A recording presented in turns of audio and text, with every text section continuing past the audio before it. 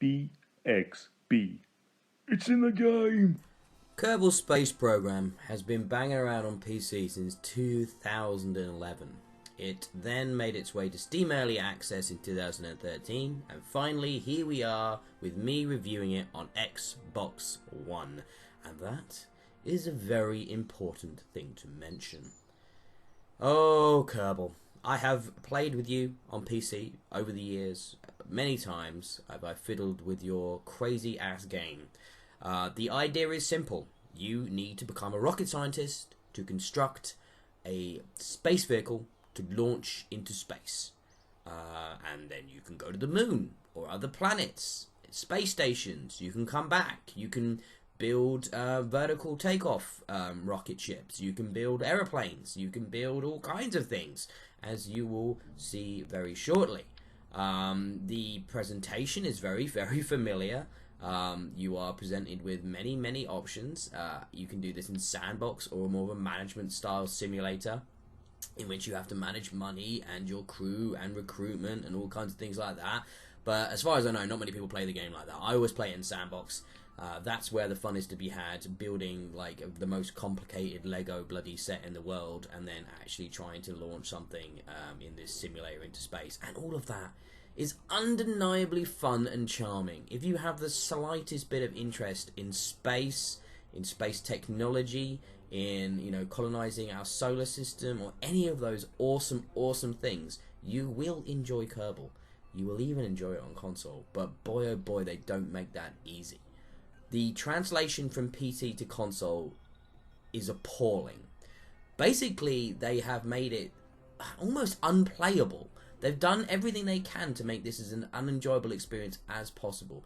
They've done very little to actually make the game work on console. For a start, you've got lots of protracted loading times, which is not fun to sit through.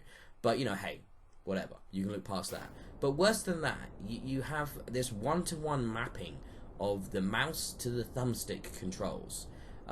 It doesn't work. It's a nightmare. You're constantly fighting it. The only time the actual direct thumbstick controls work really nicely, actually, is when you're flying the ship, as I am now. You don't have to worry about things like that. You've got actual controls that make sense. But even then, they are too fiddly. I mean, you need such precision when playing Kerbal, when even flying the ship, that the thumbstick controls just feel so imprecise that more often than not, I'd be crashing.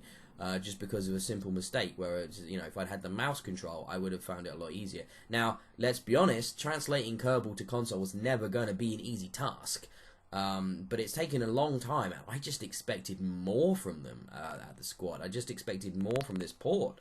I'm just so disappointed. On top of the poor as all hell kind of controls with the thumbstick, as you're going to see me struggling through here when I'm trying to position parts and see what I want to put on the ship, and then actually get them lined up and connected. Beyond that nightmare, you've also got text that's hardly readable half the time unless you're sat right in front of the screen. You've got a cluttered UI covered in icons, which is fine if you're sat at the PC, which is great if you're sat at the PC. It's exactly what you'd expect from a PC game of this nature. But they've just done so little to make this port an actual console, i.e. sat in front of your TV experience, that it's pretty shocking. I mean, you can struggle through this, and you will. If it's your only option, it's a fab game. It's quite an expensive port on consoles, but hey, it's still a fun experience to be had, because just the whole the Lego aspect of building and constructing, and then if you want managing and recruiting a space agency, kind of stuff, and then actually getting stuff, launching it, and going through all the stages of this, it is exciting, it is fun, and the trial and error, for me, constant failure, the constant deaths of the Kerbals on my hands, so many dead. But that is the fun of it. That is the charm of this game. It oozes that, and in spite of the unbelievably terrible controls, which leaves me in a quandary when I'm reviewing this game on console, because I've had experience on the PC. I know what an amazing game this can be, and here you can see in the video me losing complete control of the spacecraft, partly due to the poor controls. But I can't hate this game, because what it is so damn fun.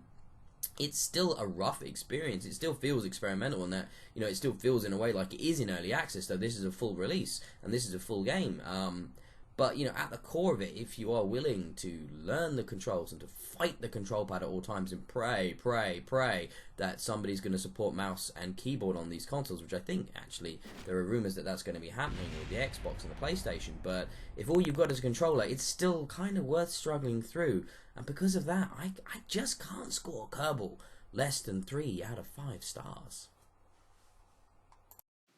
BXB. It's in the game.